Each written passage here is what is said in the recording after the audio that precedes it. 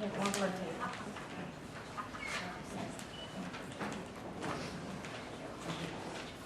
All right. Thank you. All rise. The Court of General Sessions, Oakland County Circuit Court is now in session. The Honorable Denise Langford Morris is presiding. Please be seated.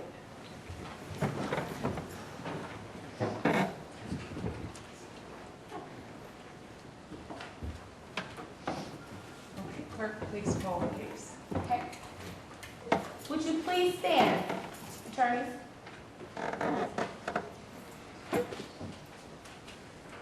Please raise your right hand.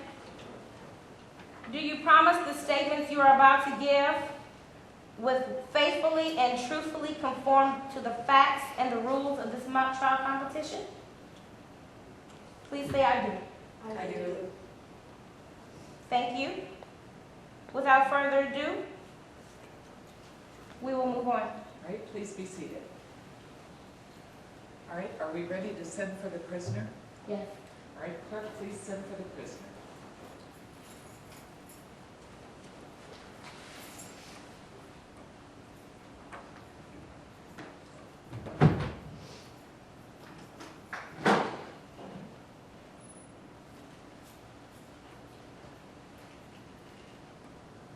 All right, Deputy, if you would, please seat him right there in council.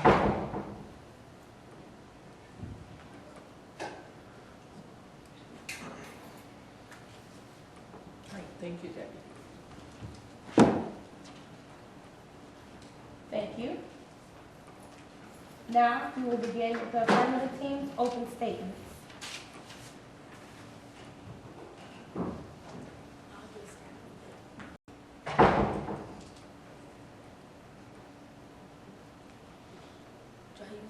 No. No, you're just going to keep your voice up nice and loud, Counselor. Hello, my name is Sarashirani. I am here to represent Marcus Hawthorne, who is currently petitioning the United States government to reinstate higher education in prisons. Marcus Hawthorne is an African-American man who was born and grew up in Detroit, Michigan. His father was incarcerated for all of Marcus's life, so he had no positive male influence. And then his mother passed away when he was just only 16. Therefore, he lived with his paternal grandmother, who was low income. She only made $13,000 per year. His paternal grandfather died when he was 17, and his maternal grandparents lived out of state. He was an only child, so he had little or no family to depend on.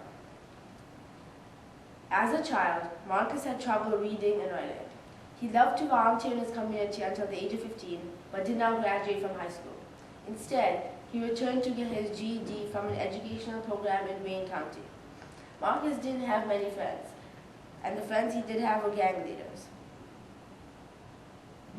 The people who he associated with were very poor and had to resort to crime to make money to survive. These included young kids forming gangs. Marcus fell prey to these gangs due to a lack of better influence. After his GED at age 25, Marcus applied to Henry Ford Community College. Between his GED and college, Marcus worked at McDonald's, and he also tutored young boys' youth. Even though he didn't have a very positive childhood, he tried to help less fortunate kids. One night, some of Marcus's acquaintances were planning to rob a Charter One bank in Detroit. They called him up and asked him if he could give them a lift. Marcus did not know that his friends had robbed a bank. He was not a part of planning or executing the crime. As far as he was concerned, he was just helping some guys. He picked them up, but they got caught. Marcus was charged with illegal possession of a firearm. These were not his firearms, but belonged to his friends. Illegal possession of a firearm is a 2-year felony, and Marcus was also charged with being an accessory to a crime, which is an additional 4 years in 4 years. Marcus was incarcerated for 6 years in December of 2011. Today, Marcus Hawthorne is requesting that the prison education via Pell Grants be reinstated. This move would benefit both the United States government and prisoners. For the prisoners, it would educate them so that they can contribute positively to society. And even if they don't get a job, they won't have a criminal mindset anymore. For the United States government, it will save money because the recidivism rate will drop drastically. Therefore, there will be less prisoners in America's jails, so the government will save money by not having to feed, clothe, and shelter criminals. It's a win-win relationship. Your Honor, I believe that you should rule in our favor because the benefits of having a prison education programs far outweigh the costs. The only problem with educational programs in prisons is that it will cost a bit extra money in the first few years, but after that it will start saving money. The other team wants to not have prison education programs, but instead have the government give more funding to universities. This way, they say that they will keep the young people of today out of jail in the first place. But if they do this, what will they do about the people who are in jail right now? This plan might keep some people out of jail, but it won't decrease the total number of people in jail. It will only keep the prison population the same. If we reinstate funding for prison education, we will not only save money, but we will also help many prisoners lead more financially stable lives. 50% of all prisoners do not have a high school diploma or a GED, and 75% have no vocational or collegiate education. If a prisoner comes out of prison uneducated, he won't be able to get a legal job, so he will have to resort to crime to support himself. The number of people living in correctional facilities across the United States has reached unprecedented levels in the past few years. Between 1983 and 2006, the total number of people under correctional supervision more than tripled, increasing from 2,052,938 to 7,211,400. 1 in every 100 adults is currently incarcerated in an American prison or jail. Emily Stranger reports in the Brunswick News, October 27, 2007. The United States Department of Justice tracked 272,111 former prisoners for 3 years after their release. 30% were rearrested within 6 months, 44% within a year, 59% within 2 years, and 67% by the end of 3 years.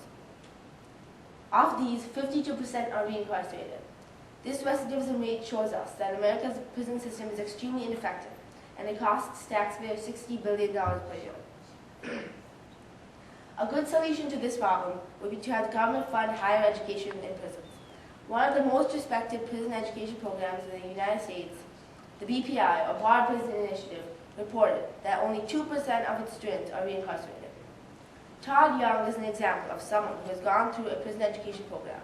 He graduated from the Hudson Link Prison Education Program in early February of 2012. After his release, he was interviewed by Joanne Skousen, a professor from Mercy College. She asked him the question, "The recidivism rate stands at above 65% nationally. Do you worry about going back inside?" Young answered, "I am aware of the horrendous recidivism rate, but I personally do not worry about reoffending because now that I have been educated by Hudson Link, it is no longer in my nature to commit crimes." Also, the 3-state recidivism study of correctional education reported that only 11% of the participants in a prison higher education program were reincarcerated, while 31% of the non-participants were reincarcerated. Todd Young was also asked the question, "How important was your experience at Hudson Link?" He answered, "Very important. I started a weekly Bible study course. Many of the men told me I made a difference in their lives. I want to do that for the rest of my life." So these are solid proof that higher education in prisons significantly lowers the reincarceration rate and changes prisoners for the better. Our team believes that the government should help fund higher education in prisons. It will save money and help many prisoners attain better lifestyles. Kindly support the notion to reinstate higher education in prisons. This education will give young citizens like Marcus an opportunity to contribute positively to society. Think of all the other Marcuses who are locked up in America's prisons, who would benefit from government-funded education in the prisons to better their lives. Thank you. I'm done. Thank you, Counselor. Now we will have the government representation, please.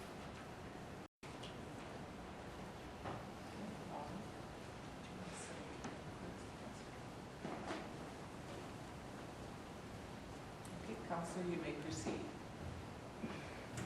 Hello, my name is Abhilash Sompuri, and I'll be supporting the government. We, the defendant's attorneys, strongly believe that the government should not finance higher education in prisons. One of the reasons we feel this way is there's a cheaper and effective alternative that can bring change.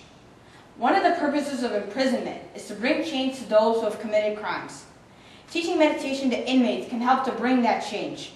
The plaintiff wants the government to spend billions of dollars on higher education when there is a brilliant answer. That is meditation. Meditation can provide a strong bridge that will lead inmates into the right mind. A study of meditation in San Francisco showed that there was only one in-custody fight out of 360 inmates who meditated.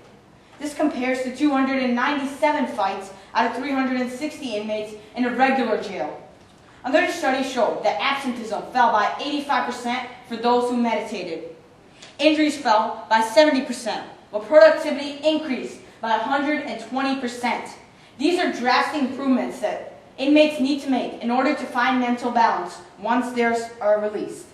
A meditation instructor in Oregon stated there's a 50% recidivation decline 3 years after a prisoner who meditated is released. Based on results from studies at several maximum security prisons, 56% fewer inmates are convicted of new crimes when they're released after beginning the Transcendental Meditation Program. Furthermore, participants of this program are 45% less likely to be convicted of payroll violations or any other reason. For every dollar the United States government spends on meditation, they will save $10 more. Total savings over 5 years for every 1,000 inmates and 100 Correctional Institute workers is estimated at $31.6 million. These projections imply that if we take a substantial amount of the 2.3 million people in jail, we can get savings in the tens of billions of dollars. We can use this money to improve society. With 54% of the money going back toward the general public, meditation will save hard-earned dollars for citizens. A clear example of the effectiveness of meditation was shown by Kiran Bedi, a police officer in India at Tihar Jail in 1994. The jail held the 9,000 most dangerous prisoners of India. Through meditation, Bedi was able to bring change to these prisoners, something scholars tried to do but failed. The prisoners were then hired by the government because of their positive attitude. By following her inexpensive example, the United States government can ensure a bright future for prisoners and society as a whole. Subpoint B, funding schools. Due to free education in prisons, the government will have to spend less on schools. Schools are crucial because they build those who control the future. In 2008, for every $1.19 the government was spending on prisons, they were only spending $1 on education. The state of Michigan is currently spending between $30,000 to $40,000 for each prisoner. They are struggling to give each school $7,000 for each student. How is this fair? Currently, we are ranked first nationally for amount of money spent toward each prisoner. That's not something we get a trophy for. The expenditure for elementary and secondary schools is expected to increase by 22% between the years of 2008 and 2020. However, during the same period, a 3% decrease in the number of high school graduates is also expected. What does this mean? This shows that even with increased expenditure, the government cannot maintain the amount of high school graduates at a steady rate. If we take more money away from schools, the high school graduate level will decrease even further. Subpoint C, providing work to inmates. Free education is a privilege, not a right for a citizen. While the government does not provide this privilege to many of its law-abiding citizens, then why should it provide it to lawbreakers? In 1993, according to Senator Huntington, prisoners received as much as $200 million in Pell Grants. Each prisoner degree currently costs $5,000 a year, while hard-working students currently in college are struggling to pay $25,000 in debt. How is this fair? The answer is to let prisoners earn their own money for higher education. Prisons should provide work for inmates and pay them for each hour they work. At Eastern Oregon Correctional Institute, Prisoners get $6.25 for each hour they work. And more prisons are doing this for net profits. The money could be spent on prisoner training instead of the government providing it. This will pose 3 resolutions. Number 1, the government will not have to use as much tax money. Number 2, the inmates will pay attention and work hard at higher level courses. If we just provide free education, the inmates might just take it as a privilege. We don't know that they're going to work hard and actually use this to improve their lives. If we have them work for their education, however, we know that they'll work hard at these and actually change from them. Number 3, the prisoners will understand the lives of hard-working citizens and will be less likely to commit a crime that will hurt Americans. Think about it. Many prisoners have low income and do not understand what hard work is. They have to steal. So if they understand how hard many Americans are working, they'll be less likely to commit crimes that will hurt citizens. These are the important reasons why the government should not fund higher education in prisons. Subpoint D, production.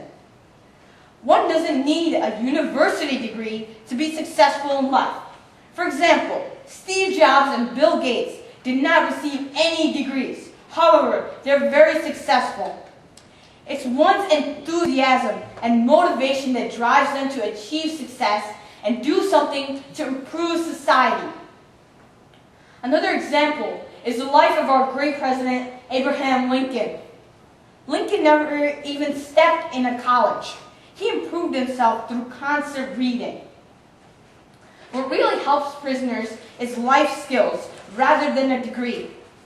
Moreover, providing free education to inmates who are sentenced for long term will not help them in getting employment after they come out. For example, Libby, an inmate of Maine State Prison, has 20 years left of a 40-year sentence for murder and robbery. He currently got his bachelor's degree when he was 32. He will come out of prison when he's 52. The average American retires when he is 60 years old. He will only have a few years to use that degree, and there's no guarantee that he'll be able to get the job he wants to. So in this way, the United States government will be wasting money. They can use this money for better things that'll help society. Today, the defendants have stated important reasons why the government should not be held responsible for funding higher education in prisons. Number 1, there is a better and cheaper alternative, meditation. Today, we have stated that meditation is cheaper than education, and it has brought drastic results. With this money we save, we can improve society. Number 2, we have stated that schools should be the top priority. If we cut back on funding to schools, the future will be in risk. Schools should be our top priority for funding because students control the future. If we have a weak school system, more prisoners will be in jail in the future. Number 3, prisoners should work to earn their college degree. If we just provide a college degree, prisoners might take it as a privilege. We don't know that they're going to work hard. If we have them work for their own education, we know that they'll work hard and actually improve from it. Instead of the government funding it, prisoners should work for their own education. And lastly, cultivating morals are the most important. You don't need a qualification to be successful in life. You have to be determined to be successful, that you're going to do something in society. Prisoners not necessarily need a college degree to do this. If they get life skill trainings and have people walk in and tell them what they can do with their lives, they can be very successful. For these reasons, I strongly urge you to take the evidence and not hold the government responsible for funding higher education in prisons. Thank you very much. I think that completes the opening statement. And so I believe we're ready to proceed with the presentation of evidence. You may call your first witness. Watch your step upon entry. And please face me. In the matter pending before the court, do you swear to tell the truth, the whole truth, so help you God? Yes. Okay, please be seated. You may proceed. How much does it cost to educate a I'm sorry, prisoner? would you please state your name first? I am Rohan from the negative team. Okay, you may proceed. How much does it cost to educate a prisoner? According to the Bar Prison Initiative FAQs, it costs $2,000 per year to educate a prisoner in the Bar Prison Initiative, as opposed to $29,000 to keep a prisoner in jail. We are already spending close to a quarter of our general budget on jails, and you still want to spend more?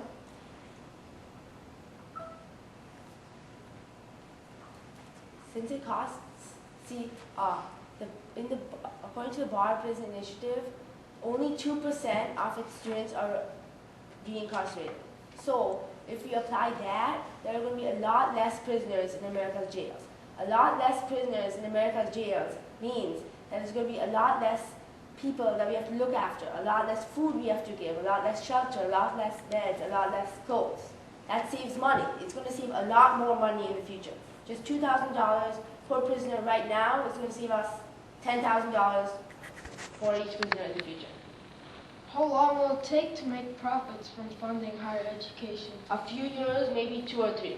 Because right now, because we have to give $2,000 to fund each prisoner in education. But after that, there will be less prisoners in America's jails and we will start saving money. I would estimate about 3 to 4 years. Meditation can come for free from volunteers, or a couple $100. So why should we educate inmates when meditation costs less? Meditation does not build the mind. Meditation only clears it. If you want to have meditation in prisons as opposed to education, why don't we have meditation in schools? Why don't we have children not go to educational institutions and go to meditational institutions?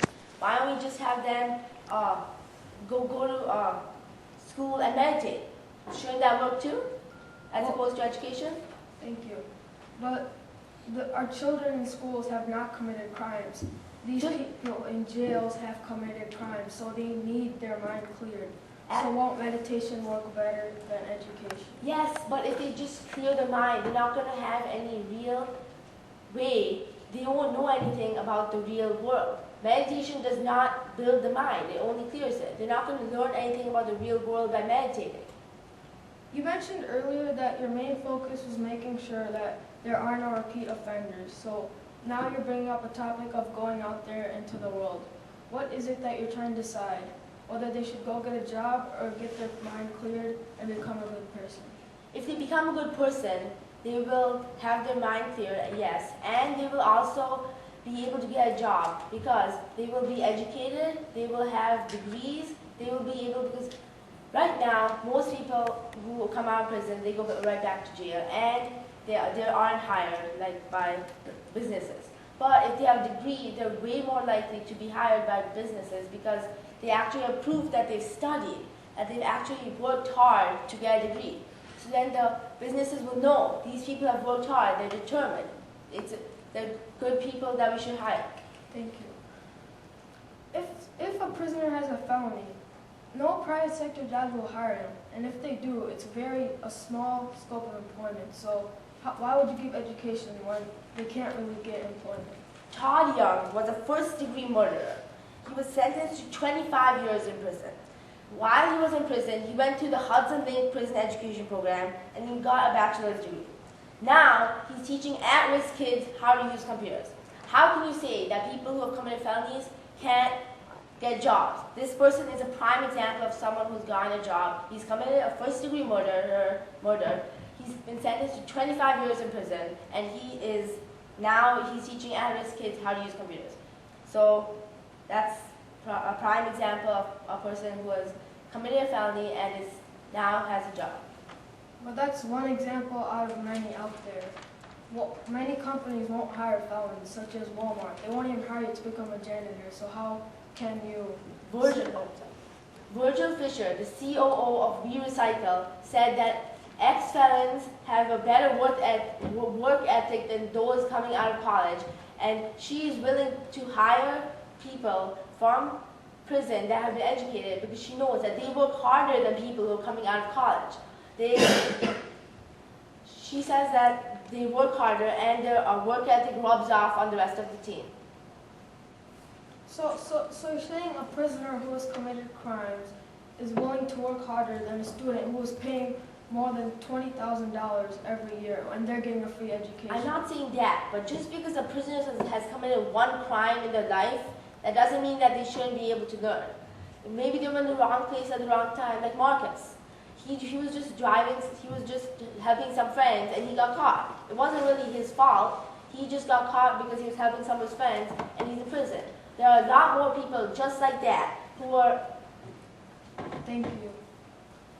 Actually, according to my statistics, around 50% of all inmates are repeat offenders. So how can you say that they just committed one crime?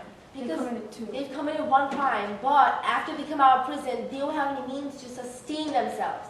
They don't have any education. They can't get a job. What are they going to do? They have to resort to crime. They don't have any other choice. If they want money, if they want to be able to sustain themselves, they have to come to resort to crime because no one is going to hire them if they don't have any education and if they haven't shown that they can work hard. They've just gone to jail and they've come out and they've not done anything except sit in jail. If they're educated in jail, then businesses know that they work hard and businesses know that they're a good person to employ. So if you don't educate them, then businesses won't employ them. So if you want them to come out and not commit crimes, we have to educate them. How many prisoners do you plan on educating? As many as our budget holds right now, let those people be educated, let them go out into the world, contribute positively to society, and then after that, we will have saved a lot of money.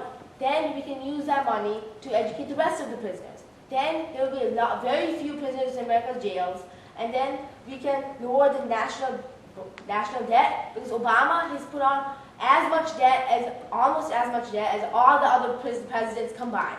So if we don't curb this soon, it's going to keep rising. And if we educate them and if we give them jobs, then they will contribute to society and the national debt will decrease.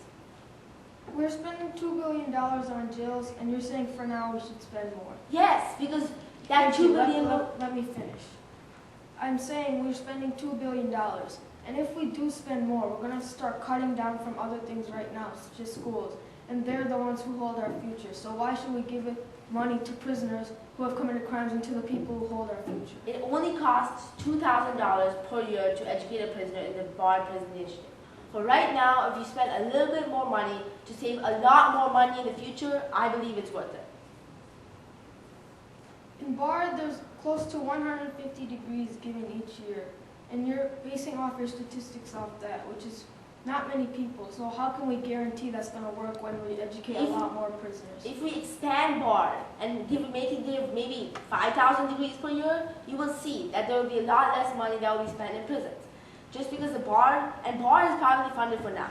So if right now it doesn't matter to the government, but if we have the government funded, then they can give out maybe 10,000, 20,000 degrees per year. Then there'll be a lot less prisoners in jail.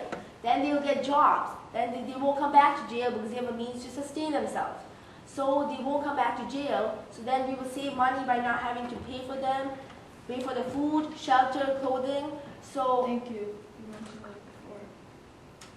You talked about companies that hire felons, such as We Recycle. I know another one known as CEO in New York. And from my statistics, I found that half the people who work there are no longer employed after 6 months. So from that, you can see that even though there are companies that hire felons, it's not working out. So why should we give education? that's one example of one company.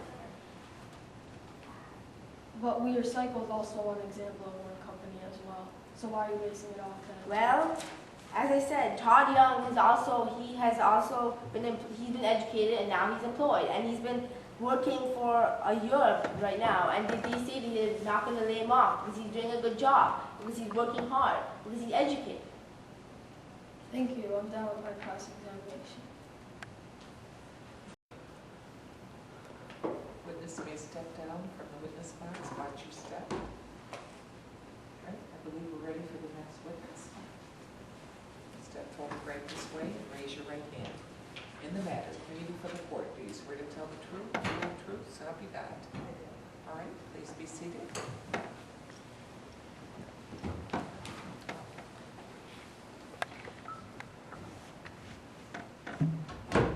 Counselor, please state your name. Hello, I am Elizabeth Hill, and I am representing Mr. Marcus Hawthorne. You have stated that meditation is the answer, that it is the way to rehabilitate prisoners, correct? Yes. Are you suggesting that we should only have meditation and counseling in prisons and no education? I'm stating that meditation Yes is or no, very- please? I'm stating that, yes, I'm stating that meditation has, someone is meditated, they can be successful in their life. They can Thank go you. out there on their own. Thank you. Are you saying that meditation and counseling are superior to education? I'm saying that meditation is needed before education. I'm stating that with meditation, they can find morals, and it's very effective and proven method that will Yes or help no? them. Yes or no, please? Can you please repeat the question? Are you saying, yes or no, that education and counseling are superior to education? I'm saying that there need to be Excuse me, alongside. witness, you've been asked for a Oh, yes or no yes. response. You must indicate Yes. yes or no, or indicate that you cannot answer the question as phrased in a yes or no manner. No. If you are saying this, then why are you saying that it is so superior, that it makes them so, how do you say it, successful? Why don't we have our children go to meditation and counseling schools rather than educational institutes if you were saying that this will make them successful, if it prepares them for a successful lifestyle? Well, I believe that you can't compare a school to a jail. For example, students need to learn and be able to grow.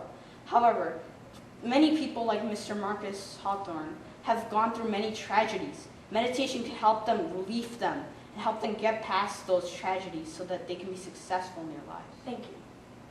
You have stated that, yes, these children are growing, but the prisoners are not, as you have.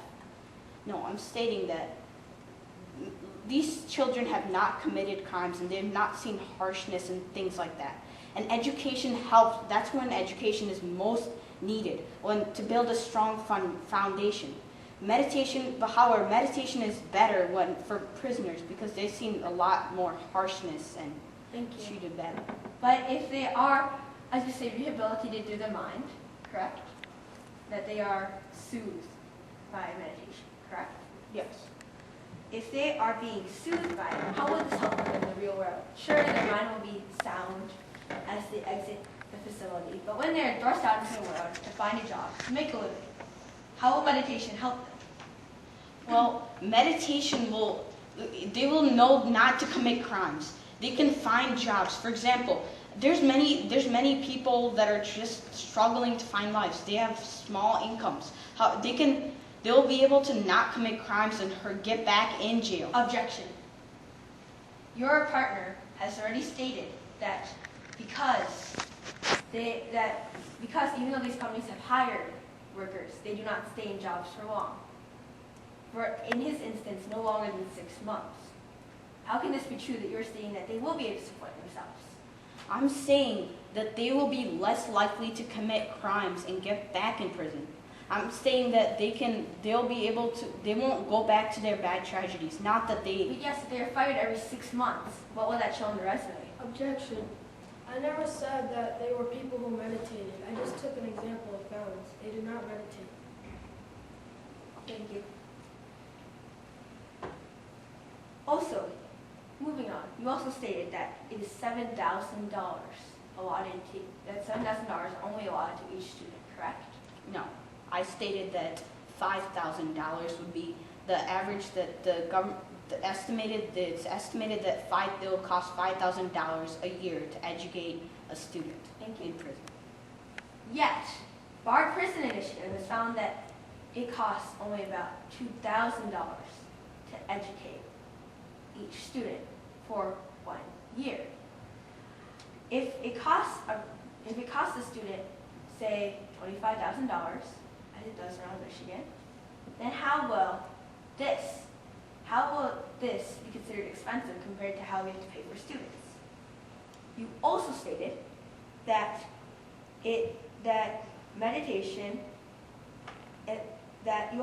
these prisoners have received many dollars in terms of Pell Grants, correct?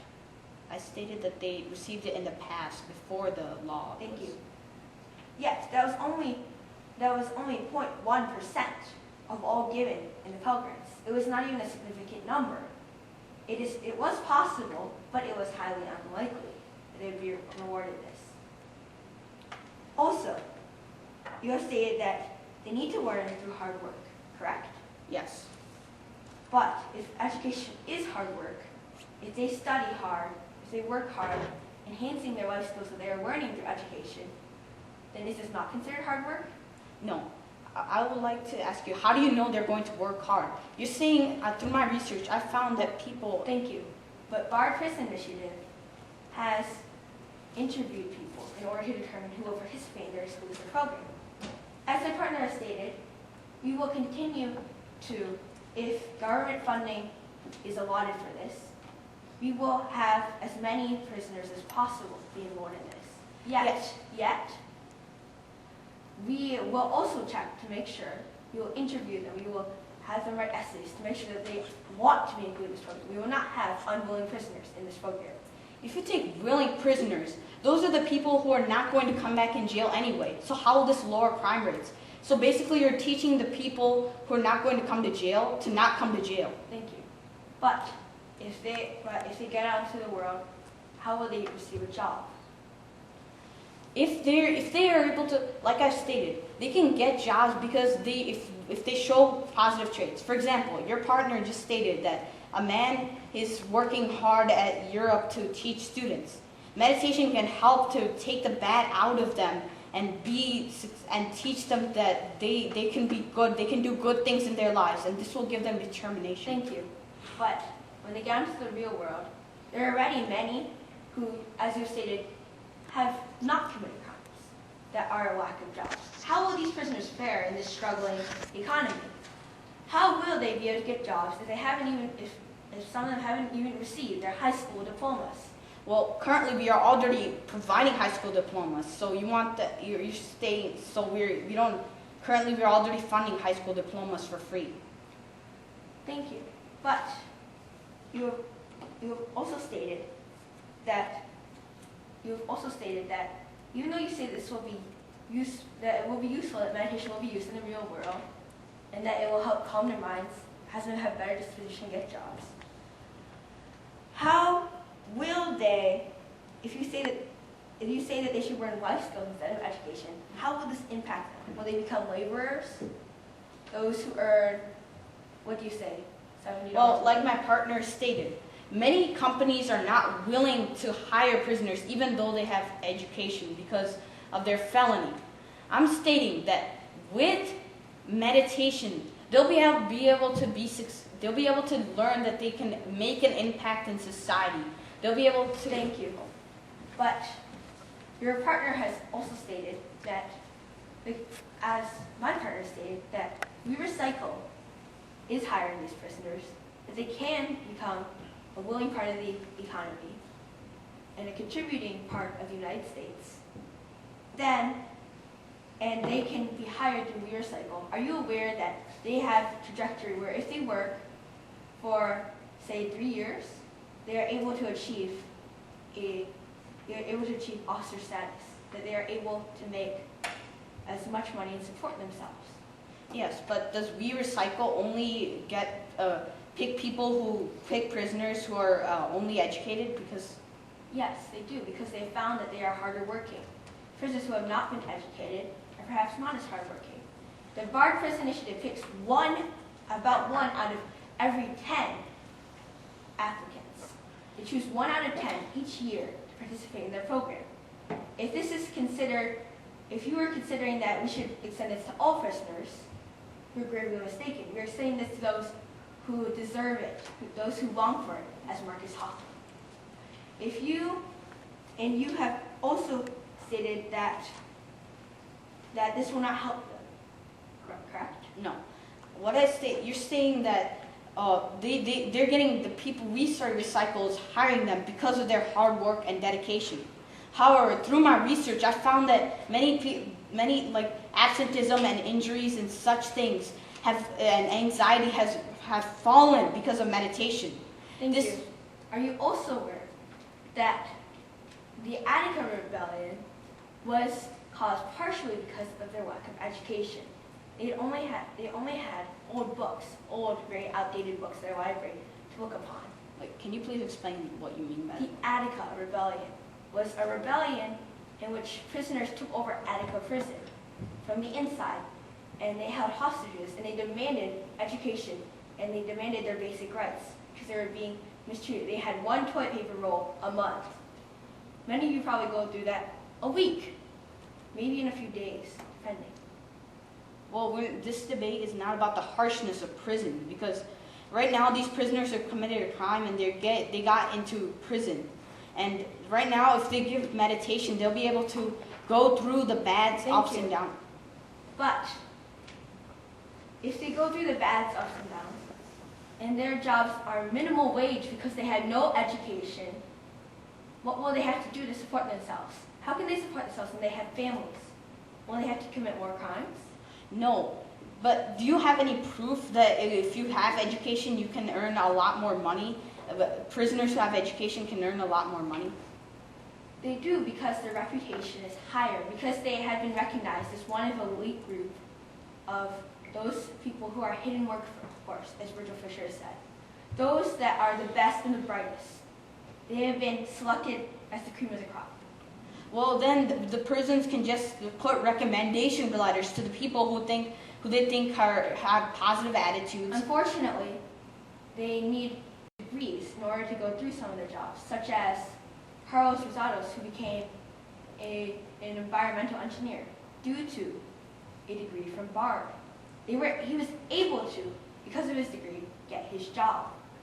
Okay, you stated an example. However, through my research, I found that you can't be anyone in the medical field, even if you're a prisoner with a felony, even with a degree. Despite what you say, Bard Prison teaches liberal arts.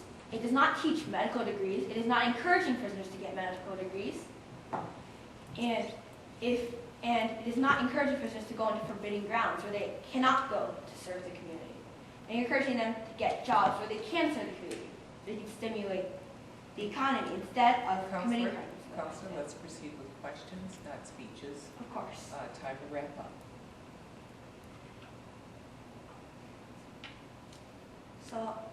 So in conclusion, are you stating that meditation is cheaper and more effective Yes, in the overall after they are released from prison? yes.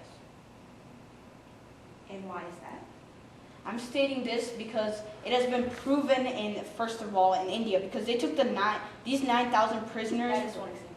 Yes, that is one example. That's one example, but there's other examples. Right now in San Francisco and Oregon, they're doing this meditation program, and they say that there's the recidivation rates declined by 50%. Thank you. Okay.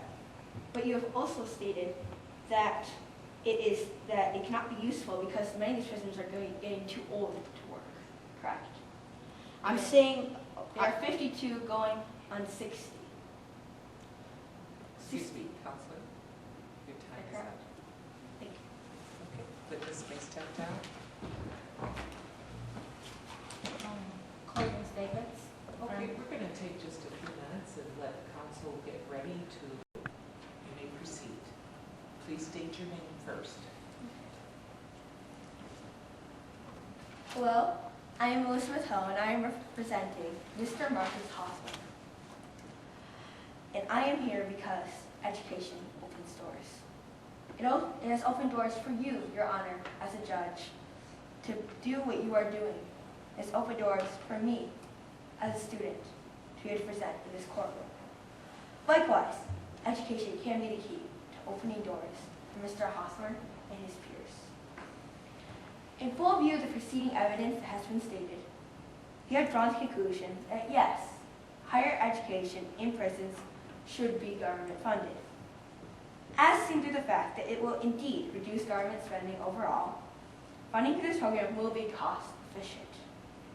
And, as former Bard Prison Initiative professor Ian Broom has stated, it costs the state, New York, about $32,000 a year to keep a person in jail.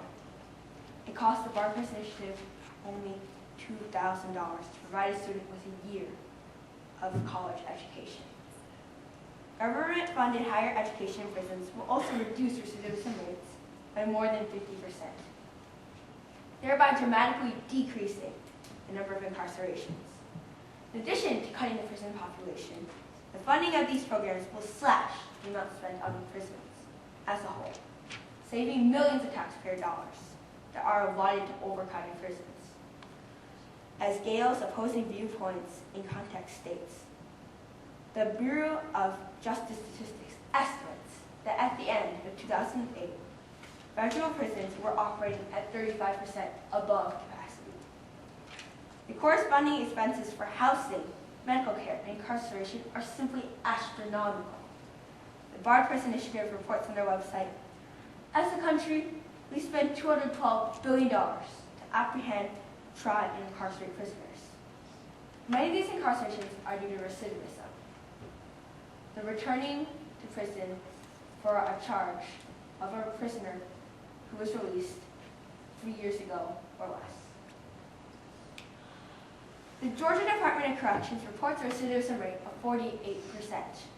Incarceration costs can be reduced by having higher education in prisons, which has been shown to cut these high and expensive recidivism rates to less than 22%. According to the Bard Prison Initiative,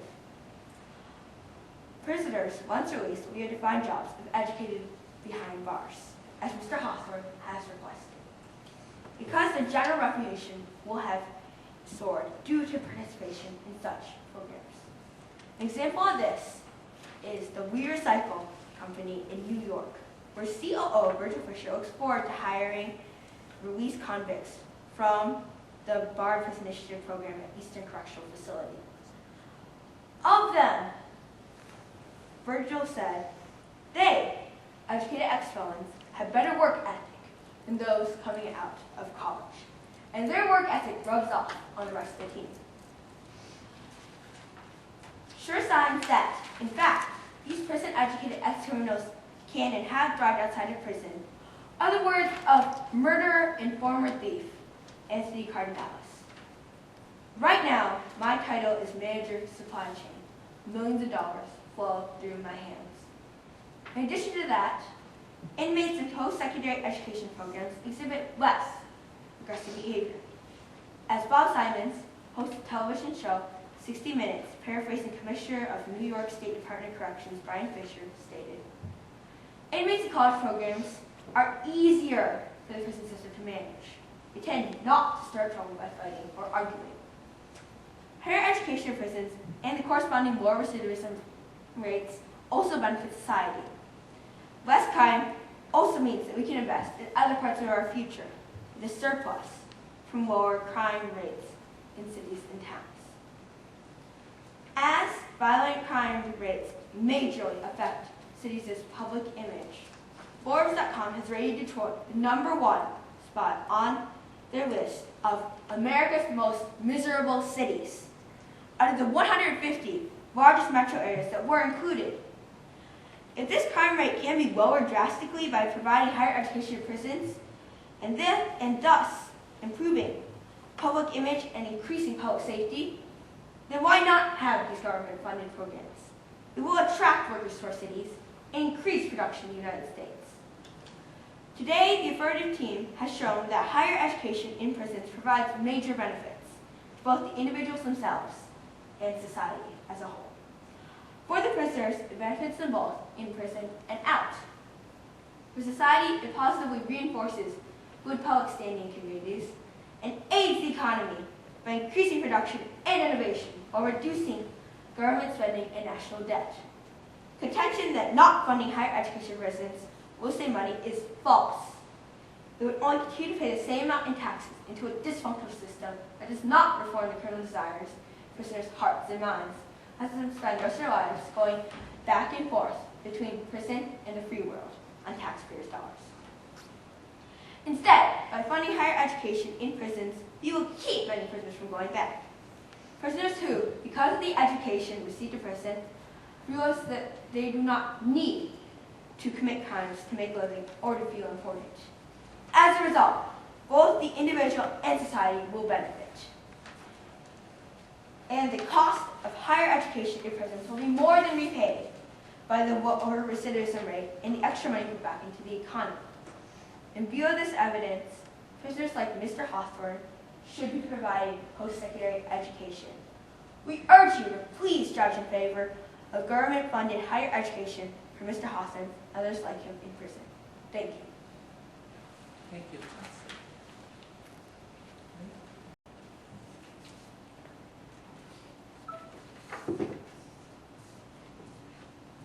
Please restate your name.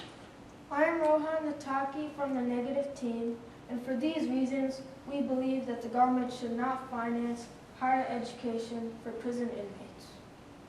One of them is meditation. My team has talked about this method earlier today and how effective it is. Meditation is not religious. The literal meaning of meditation is to reflect and improve upon someone's life. It is not necessarily part of Hinduism and Buddhism. In a jail in San Francisco, there was a 50% recidivism reduction in 3 years after an inmate was released, if they went through meditation. That is a great reduction. This is an effective method and costs less than giving higher education. The other team said that, why don't they use this in schools? Well, meditation is used in jails because prisoners have gone through tragedies and harshness, and they need their mind to be sane. In schools, kids are innocent. They never seen harshness and tragedies. That's why we straight away give them education. With prisoners, that's not the case. We have to clear their mind with meditation. In 5 years, we can save billions of dollars from meditation. For every dollar spent on meditation will in turn lead to $10 in savings. Another alternative is making prisoners work for their education. If prisoners want an education, they should pay for it. That is how law-abiding citizens get their education, and that money can be going toward their education instead of the government having to pay for it. Also, these prisoners are people who committed crimes. Why can't regular citizens get a free education when people who did bad things get that opportunity? That is ethically wrong, giving something to someone, giving a reward to someone who did bad and giving something else to a person who did something good, which is paying for education. Motivation and enthusiasm are the key elements that drive a person to do something which earns them money. It is not always a college degree which motivates them. Marcus Hawthorne was at the wrong place at the wrong time. However, not all prison inmates were in that situation when they committed a crime. That too, many inmates are repeat offenders. Out of all inmates, around 52% of inmates are repeat offenders. They don't deserve education for committing a crime twice. What prisoners deserve for breaking the law is punishment, not rewards such as free education. Even if a prisoner gets a degree, how will they get a job? The unemployment rate in the country is around 8%, and they're just thrown out there without knowing what's coming at them. How do you expect a prisoner to go out there and make a living? Also, prisoners who have felony will have a hard time finding a job. Felons can't do all kinds of jobs, such as a detective, architect, contractor, attorney, or anyone in the medical field. Therefore, their scope of employment is very limited. Also, they can't do any government sector jobs. Most are restricted. In one of the articles from Regal magazine, I read about an ex-felon known as Booth. He was incarcerated for over a decade, and he was also an ex-felon. He quoted that, "A felon is basically unemployable. No private sector jobs will hire you. Walmart won't even hire you to sweep their floors. What is the point of educating a felon when they can't even get a job on the lowest end? If you owned a company, would you feel comfortable hiring someone who's a felon? There is no need. Objection. You said that felons cannot get private sector jobs, right? Well, that was a quote from Mr. Booth. You're using this quote. Yes. But they can get private sector jobs. Unicycle is a private company. And prisoners are allowed to get jobs from it. And they do thrive there. They are paid. Overruled. This is closing argument, counsel. You may proceed. There is no need for the government to spend more on jails when close to a quarter of the general budget is being gobbled up by jails. Out of $8.8 billion, $2 billion is being spent on jails. We are already spending so much money on jails, and the affirmative team says that we should still spend more? That is not an efficient and reasonable way of spending our money. If we do that, we'll have to start cutting on other things in the budget, which is not something we should feel happy about. We, the negative team, have expanded on financial constraints, felony getting in the way of getting a good, meaningful, gainful employment, most prison inmates being repeat offenders, and we strongly say spending on our monetary resources on higher education for prison inmates is like throwing good money at bad money. Having said that, we have also proposed some methods that are cost-effective and were proven to produce quite measurable positive results that can help our society without breaking our backs financially. Please vote negative. Thank you, counsel. This would be an appropriate time for the court to take a brief recess. We're going to recess and then we'll reconvene and the court will render its decision.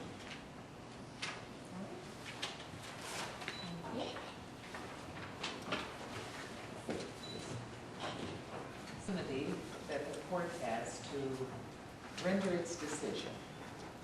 And I want to say first that the STARS debate program has been a tremendous honor to have each one of you in my courtroom today. This has truly been one of the most difficult decisions that I could possibly make. And I've been a judge here in the Oakland Circuit Court for 20 years. So I have heard all kinds of lawyers argue all kinds of cases. I preside over civil cases, medical malpractice, condemnation, zoning, contract disputes, employment disputes, construction accidents, auto negligence, all kinds of felonies, rapes, murders, robberies, carjacking cases, embezzlements, you name it, I preside over them. In this case, the case that has been presented to the court today has the court in a quandary because it's not that often that we have lawyers that are extremely prepared. And when you talk about court proceedings, that really is the name of the game. When you come to court, you have to be prepared. And that starts with knowing your argument, knowing your case, knowing your client. And here we have a complex issue. The issue involving the prisoner, Marcus Hawthorne, and whether or not education or meditation would be appropriate. Is meditation going to solve the problem of recidivism? How do prisoners get jobs? And I heard the passion about convicted felons and how can they go out in the workplace and take care of their families? Aren't they compelled to commit other crimes if they cannot get a job? And yet, just as compelling, we have good students that can't afford an education, that are entitled to pursue their dreams. So, as you put it, why are we rewarding someone that has committed a bad act? So, members of the jury, you can see just how difficult it is to sit in judgment over your fellow human being. And these arguments have been so soundly put forth. It puts the court in a position where I'm really selecting between the best and the best. And I don't know what to say. So I'm going to go through and give a brief critique, and then we will be announcing the winners. I can tell from the way you're sitting on the edges of your seats that you can't wait for the winners to be announced. But I want to go through and share with you why it has been my honor to preside over this case.